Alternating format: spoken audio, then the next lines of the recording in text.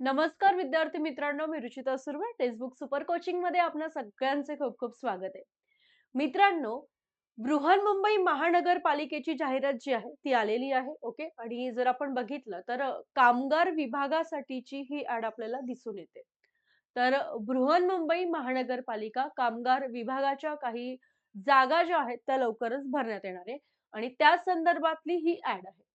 बघा, बृहन्मुंबई महानगरपालिकेतील महाव्यवस्थापक देवनागर पशु वधगृहाच्या आस्थापनेवरील गट ड ची ही ॲड असणार आहे. ठीक आहे. सो ग्रुप डी ची ॲड आहे ही. कामगार पदाची एकूण 38 रिक्त पदं जी आहेत ते सरळ सेवेमार्फत भरण्यात येणार आहे. आता आपल्याला असं वाटतं की फक्त 38च रिक्त पद आहेत, मग मी फॉर्म कशाला भरायचा? तर लक्षात घ्या, अगदी 5 जरी रिक्त पदं असतील, तरी सुद्धा जर तुमचा अभ्यास खूपच चांगला असेल, तर तुम्ही परीक्षा पास होऊ शकताय. येतंय लक्षात? म्हणून 38 मधलं एक पद आपलं फिक्स असलंच पाहिजे. ह्या लेव्हलने जर अभ्यास करणार असाल, तर 38 मधले तुम्ही एक असणार आहात आणि बाकीचे पद सगळ्या 37 विद्यार्थ्यांसाठी तुम्ही ठेवू शकताय. ठीक आहे? पण 38 मधला आपण एक असण्यासाठी तेवढ्याच पोटेन्शियलने आपण अभ्यास केला पाहिजे.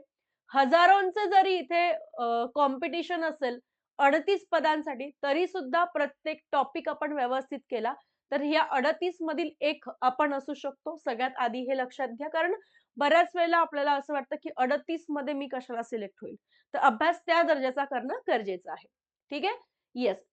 तर बघा, त्यानुसार महाव्यवस्थापक पशुवधगृह यांच्या आस्थापनेवरील 38 रिक्त पद जे आहे ते सरळ सेवेने भरती प्रक्रिया राबवून निवड करण्यासाठी पात्र उमेदवारांकडून ऑनलाईन पद्धतीने अर्ज मागवण्यात येते.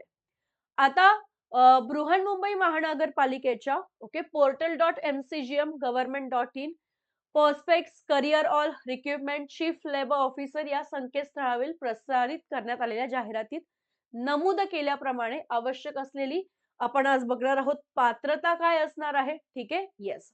तर बघा, कामगार पदाकरिता आपल्याला काय करायचंय, ऑनलाईन अर्ज या लिंक वरती करायचंय portal.mcgm.government.in वरती.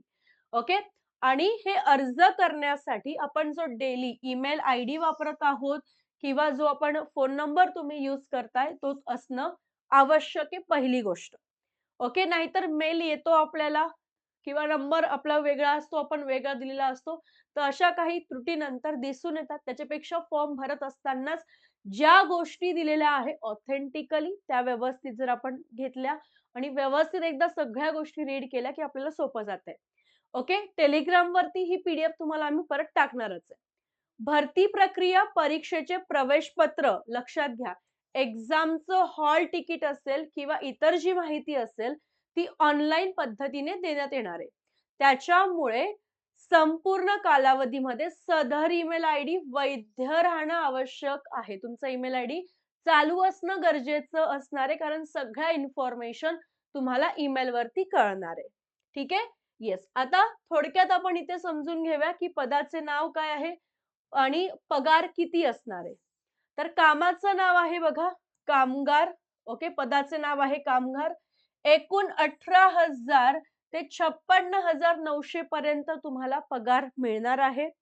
रिक्त पदांची संख्या आहे आपली 38 आणि पद आहे गट ड चे. ठीक आहे? येस. आता इथे म्हटलंय 38 पदांपैकी जर तुम्ही बघितलं अज 9, अज 20, 2 ओके. तर हे सगळे तुम्हाला याच्यानुसार कास्टनुसार प्रवर्ग जागा ज्या आहेत त्या दिलेल्या आहेत आणि आरक्षणाबाबत सुद्धा तुम्हाला इथे डिटेल माहिती जी आहे ती दिलेली आहे, की सर्वसाधारण एकूण 17 जागा आहेत. महिलांसाठी 13 जागा राखीव आहेत. माजी सैनिकांसाठी 3 जागा राखीव आहेत. नंतर प्रकल्पग्रस्त असतील त्यांच्यासाठी 1 जागा आहे. भूकंपग्रस्तासाठी नाहीये जागा. सॉरी. ग्रस्तांसाठी येस 1 जागा आहे. भूकंपग्रस्तांसाठी नाहीये जागा. खेळाडूंसाठी देखील 1 जागा राखीव आहे. ओके. आणि सॉरी.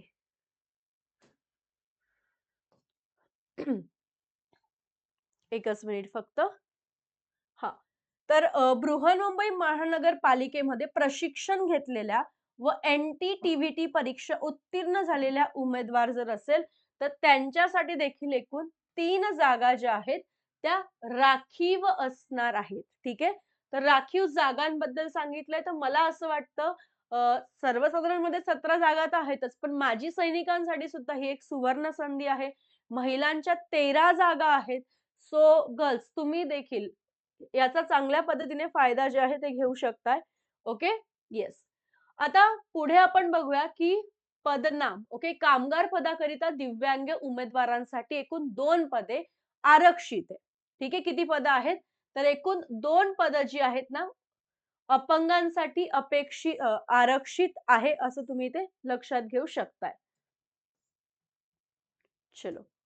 तर त्यासाठीच्या काय तरतुदी असतील त्या पण तुम्हाला इथे दिलेलं आहे, की लोकोमोटर डिसॅबिलिटी हे जे आहे, ओके, अस्थिव्यंग्य प्रकारांमध्ये किंवा स्पायनल डिफॉर्मिटी एसडी आहे किंवा एसआय आहे, okay, without any associated neurological limb dysfunction आहे. ठीक आहे. तर हा स्वतंत्र उपक्रमांचा समाविष्ट इथे करण्यात आलेला आहे. ओके. येस. त्यानंतर अजून डिटेल जर आपण माहिती बघितली, खेळाडूंसाठी इथे स्पेशली दिलेलं आहे. आपण बघूया की एकूण काय-काय आपल्याला करावं लागणार आहे. ओके. वयोमर्यादा सुद्धा खूप महत्त्वाची आहे. अराखीव खुला म्हणजे ओपनसाठी जर आपण बघितलं, तर ओपनसाठी 18 ते 38 वयोमर्यादा आहे. मागास प्रवर्गातील उमेदवारांसाठी 18 ते 43 आहे. माजी सैनिकांसाठी 45 आहे. त्यानंतर सशस्त्र दलात केलेली सेवा प्लस 3 वर्ष कमाल वयोमर्यादा 45 वर्ष असणार आहे. ठीक आहे. येस म्हणजे रिटायर झाल्यानंतर 3 वर्ष तुम्हाला मिळतात. प्रकल्पग्रस्तांसाठी 18 ते 45 असणार आहे. भूकंपग्रस्तांसाठी 45 पर्यंत असणार आहे.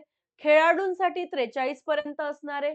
ठीक आहे. आणि जे महानगरपालिकेमध्ये प्रशिक्षण घेतलेले उमेदवार आहे, त्यांच्यासाठी 45 आहे. अनाथांसाठी 43 आहे. दिव्यांगांसाठी 45 आहे. स्वतंत्र नामनिर्देशित पाल्य उमेदवार असाल, तरी सुद्धा तुम्हाला 45 इथे वयोमर्यादा मिळते. ठीक आहे? येस. हां. आता बघूयात आपण, की याचा सिलॅबस नेमका काय असणार आहे. ठीक आहे. तर जसं तुम्ही इतर एक्झामचं प्रिपरेशन करत आहात तोच आहे. मराठी भाषेचे एकूण 25 प्रश्न 50 गुण असणार आहेत. इंग्रजी भाषा व व्याकरण 25 प्रश्न 50 गुण असणार आहे. सामान्य ज्ञान 25 प्रश्न 50 गुणांची. बौद्धिक चाचणी 25 प्रश्न 50 गुणांची. असे एकूण 100 प्रश्न असणार आहे 200 मार्क्ससाठी. फक्त आता याच्यात लक्षात घ्यायचंय, की इंग्लिशचे प्रश्न हे इंग्लिश मधूनच विचारले जातील. बऱ्याच वेळेला विद्यार्थी म्हणत असतात, "मॅडम इंग्लिशच्या इन्स्ट्रक्शन मराठीतून येतील का?" अजिबात नाही. तर इथे तुम्हाला माध्यम पण दिलंय. 100 मिनिटांमध्ये तुम्हाला हा पेपर सॉल्व्ह करायचा आहे. ओके? येस. 100 मिनिटांमध्ये तुम्हाला 100 प्रश्न सॉल्व्ह करायचा आहे. ठीक आहे? येस.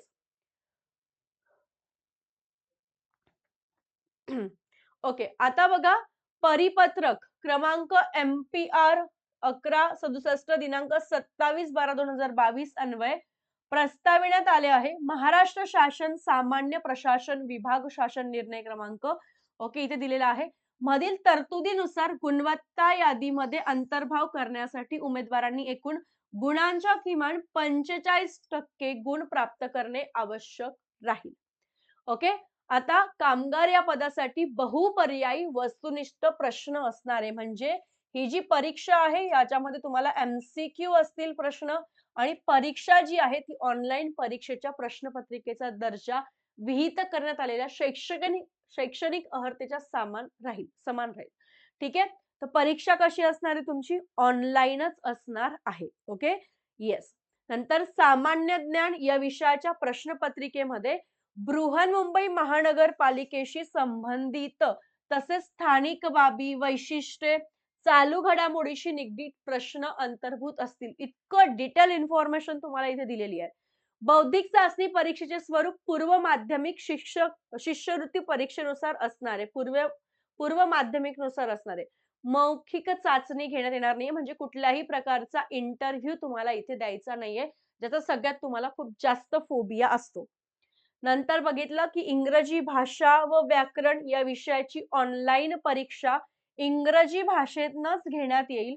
तसेच मराठी भाषा व व्याकरण, सामान्य ज्ञान, बौद्धिक चाचणी या विषयांची ऑनलाईन परीक्षा मराठी भाषेतून घेण्यात येईल. परीक्षा कशी होणार आहे? ऑनलाईन होणार आहे. कामगार या पदाची अर्हता धारण करणाऱ्या पात्र उमेदवारांची बहुपर्यायी वस्तुनिष्ठ ऑनलाईन परीक्षेमध्ये प्राप्त केलेल्या एकूण गुणांच्या आधारे सामायिक गुणवत्ता यादीच्या आधारे तात्पुरती अंतिम निवड यादी तयार करण्यात येईल असं इथे म्हटलंय. ठीक आहे? येस. ओके. आता इथे काय म्हटलंय बघा, अर्ज फक्त ऑनलाईन पद्धतीनेच स्वीकारले जाणार आहेत.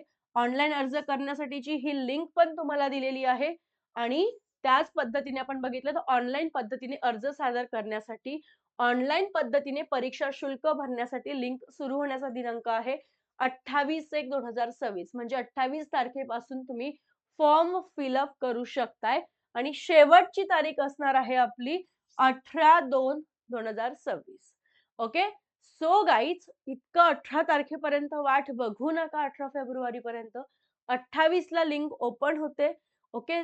2 किंवा 3 किंवा जास्तीत जास्त 4-5 तारखेपर्यंत फॉर्म सगळ्यांनी फिलअप करायचे आहे. नंतर आपल्याला जर साइट प्रॉब्लेम आला, तर आपण नंतर काही करू शकत नाही किंवा खूप गडबड गोंधळ उडत असतो. ओके. तुम्ही जर सायबर कॅफेवर फॉर्म भरायला जातात शेवटच्या दिवशी, ऑलरेडी तिथे खूप गर्दी असते आणि मग आपल्याला फार टेन्शन येतं, माझा फॉर्म भरला जाईल की नाही वगैरे, वगैरे. सो लवकरात लवकर फॉर्म फिलअप करायचा आहे. राखीव खुला प्रवर्गातील उमेदवारांकरता ₹1000 फी आहे आणि मागास प्रवर्गातील उमेदवारांकरता काय असणार आहे? ₹900 फी असणार आहे. ठीक आहे? येस. ओके. यांनी असंही म्हटलंय, की जर तुम्ही फी भरताय तर ते तुम्हाला कुठल्याही याच्यावर परत मिळणार नाहीये, नॉन रिफंडेबल असणार आहे. आणि परीक्षेच्या वेळी सदर ई-पावतीची प्रत प्रवेश पत्रासोबत सादर करणं आवश्यक आहे. सो तेही हरवायचं नाही. लक्षात ठेवायच्या ह्या गोष्टी. कोणत्याही कारणास्तव पदभरती प्रक्रिया स्थगित किंवा रद्द झाल्यास उमेदवारास पदभरती शुल्क परत करता येणार नाही असं इथे म्हटलंय. ओके, ठीक आहे. सो तुम्हाला सगळी बेसिक जी माहिती पाहिजे असेल ती इथे मिळालेली आहे. बरं. प्रवेश पत्रावर परीक्षेसाठी उपस्थित राहण्याची वेळ नमूद करण्यात येईल. परीक्षेचा कालावधी 100 मिनिटांचा असला तरी उमेदवारांना विविध प्राथमिक औपचारिकता पूर्ण करण्यासाठी जसं की सूचना देणे, ओळख पटवणे, आवश्यक विविध कागदपत्रांची पडताळणी म्हणजे आधी ते सगळं चेकिंग अप करतात. ओके. तर त्यासाठी वेळ लागत असतो म्हणून नमूद केलेल्या वेळेच्या सुमारे 1 तास आधी परीक्षा केंद्रावर उपस्थित राहणे बंधनकारक आहे. हे खूप महत्वाची गोष्ट आहे. तुम्ही खूप अभ्यास करतात, ओके, सगळ्या गोष्टी व्यवस्थित करतात, पण एक्झाम सेंटरला लेट पोहोचतात. सो ही सगळ्यात व्यवस्थित आणि अत्यावश्यक काळजी करण्यासारखी गोष्ट आहे. परीक्षेच्या 15 मिनिटे आधी परीक्षा केंद्रावरील प्रवेश बंद करण्यात येणार असल्यामुळे त्यानंतर येणाऱ्या उमेदवारांना परीक्षेत बसण्यास परवानगी देण्यात येणार नाही. ओके. सोबत तुम्हाला पॅन कार्ड, पासपोर्ट किंवा वोटर आयडी नेणं गरजेचं असणार आहे. तर अशा सगळ्या डिटेल ज्या गोष्टी आहेत त्या आपण इथे बघितल्या. आता फॉर्म भरण्यासाठी काय-काय महत्वाचं आहे ते आपण बघितलेलंच आहे. बाकी ह्या सगळ्या गोष्टी ज्या असतील त्या एकदा शॉर्टकटमध्ये परीक्षेच्या आधी मी तुम्हाला सांगणारच आहे. Okay? Yes. So it's all about the कामगार पदासाठीची बृहन्मुंबई ची जी ॲड आहे त्याबद्दल आपण सगळ्या गोष्टी ज्या आहेत त्या इथे चर्चा केलेल्या आहेत. तर 18 तारखेपर्यंत जरी मुदत असेल तरीही सगळ्यांनी लवकरात लवकर या पदाचा फॉर्म जो आहे तो भरायचा आहे. आणि अशाच अपडेट्ससाठी आपल्या चॅनलला सबस्क्राईब करायला विसरू नका. व्हिडिओ आवडला असेल तर व्हिडिओला लाईक करायला विसरू नका. Thank you so much everyone.